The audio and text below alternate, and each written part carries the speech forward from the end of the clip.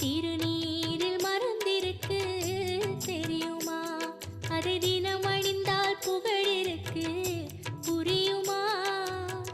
கந்தன் திருநீரில் மறந்திருக்கு தெரியுமா? அதை தினம் அணிந்தால் புகழிருக்கு புரியுமா? கந்தன் திருநீரில் மறந்திருக்கு தெரியுமா? நெற்றிக் கண்ணில் பிறந்தவனே தெரியுமா? அவனை சுற்றி